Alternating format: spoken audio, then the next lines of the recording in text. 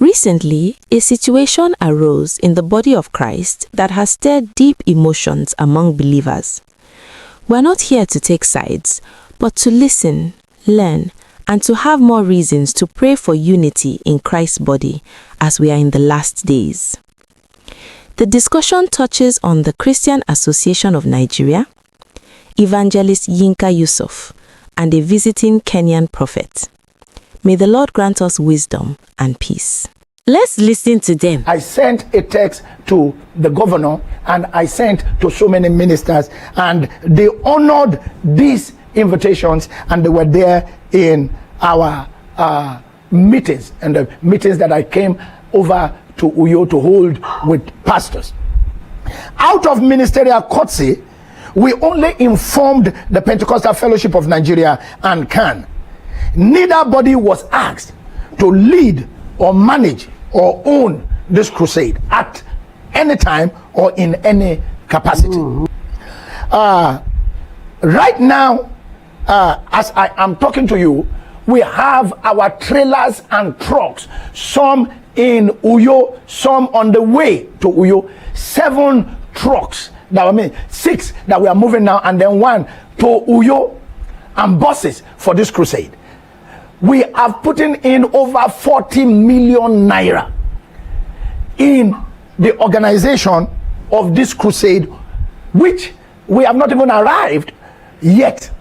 Now, we got, after our billboards and this publicity have gone on for over a month and some weeks, we began to get calls and threats from the Uyo Christian Association, our brothers.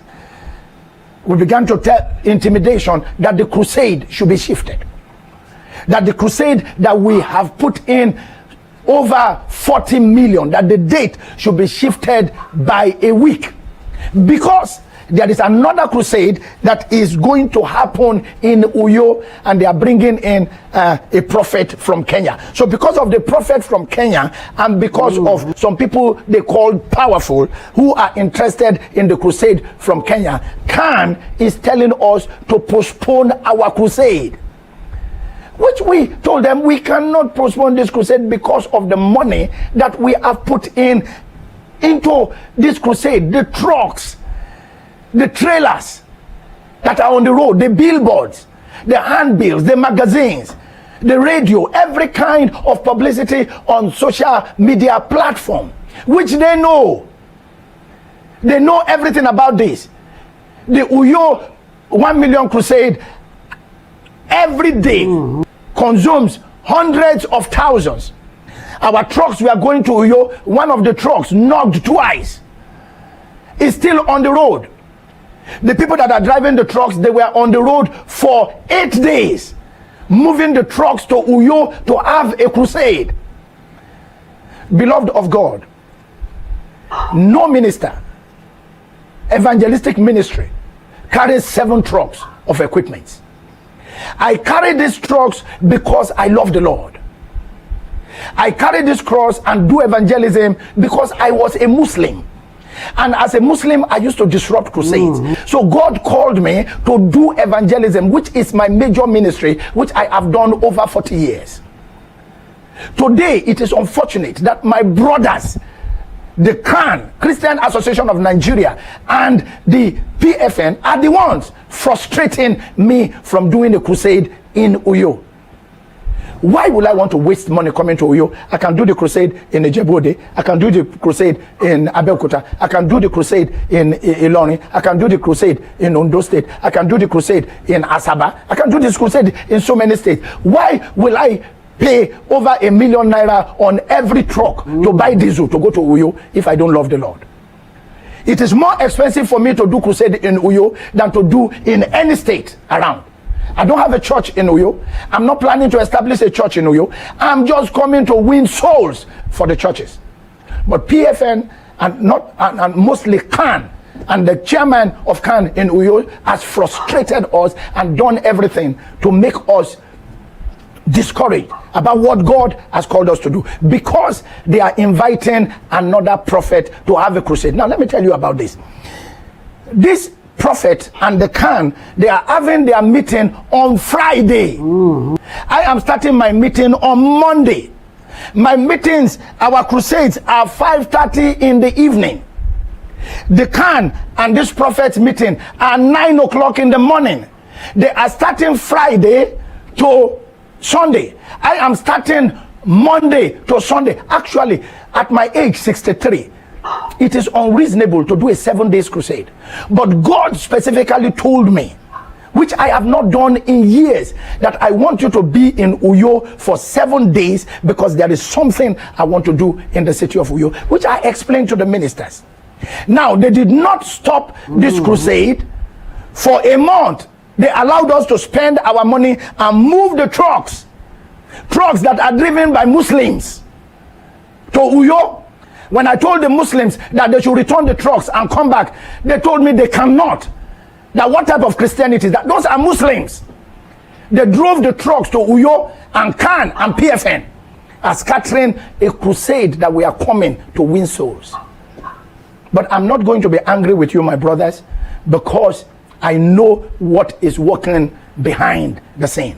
I know the hand that is working behind the scene. The devil wants to stop the deliverance of Uyo, which God has shown me for 16 years. But we will go ahead, no matter the condition. Souls will be saved in Uyo, and the name of the Lord will be glorified. Now, before I end this briefing, the governor called us. His Excellency, who I believe is a Christian, called my team and told my team that they should please shift the crusade for a week. And then I told my team, I said, for a week, we have to make new billboards. We have to make new publicity. The people from America that have bought tickets, most of them, they bought tickets that cannot be refunded because it is cheaper. People from South Africa, people from all over the world. How are they going to change their ticket and postpone their ticket by a week? This we explained. And we told the governor, the time are not clashing. The dates are not clashing. There is on the ground, on the Akwa Ibom, on the Ibom ground where we are having a crusade, another man of God is doing crusade 3 days before us. And we don't have any problem with it. So when my guys told me, and I told them, look, I called the people that know the governor, please appeal to him. We are not coming for the church. If the prophet from Kenya wants to do an indoor program and we want to do a crusade outside, we are both doing the work of God, supposedly, if it's so. But this is the point. If the dates are not clashing, the times are not clashing, then why? Why do you want us to postpone our crusade by a week? Why is Khan vehemently running around to stop a crusade that we have trucks from the north to Uyo? Why? I believe that this is unfair. And that we are getting this from the body of Christ is unfair. That they will be killing the ministry of evangelists. How many evangelists have brought trucks to Uyo apart from Reambonke? How many? How many have come to do crusades in Uyo carrying their equipment? How many? We do this because we love the Lord.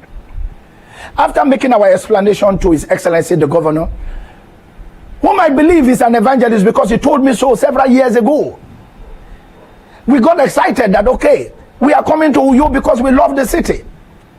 Yesterday, we had paid for Ubon Hall ground as the venue of the crusade. Yesterday, we got a call from Ibom Hall and that they are refunding our money. That we can no longer, that the crusade is cancelled by the state government. And that except if we agree to shift it by a week. This is my point. The prophet from Kenya can continue his meeting. There is no security problem. The crusade before our crusade can continue. There is no security problem. Our beloved Pastor Kumuyi is in Uyo this week having a crusade. There is no security problem. But for us not to shift our crusade by 1 week, there is a security problem. they will not give us security. And they will not allow us to have a crusade where we are coming to win souls. We are not going to dust our feet against Uyo because we love Uyo. Jesus said, wheresoever we go, and they refuse to listen to us, we should dust our feet and move. We are not angry with you because you are our brothers. We are not angry with you because we serve the same God. I told you when I was a Muslim, I disrupted Crusade. I went everything against Jesus. But now that I'm a Christian, I sold my life to this gospel. Can or PFN cannot stop me. I will do it till I die. God bless you, and I love you as my brothers. So the latest one that we have messed up our fingers with lately is the outcry of Reverend Yinka Yusuf, whose crusade in Uyo had been cancelled summarily by PFN and CAN. And this has become the latest controversy for the Nigerian church. And I have a say on this.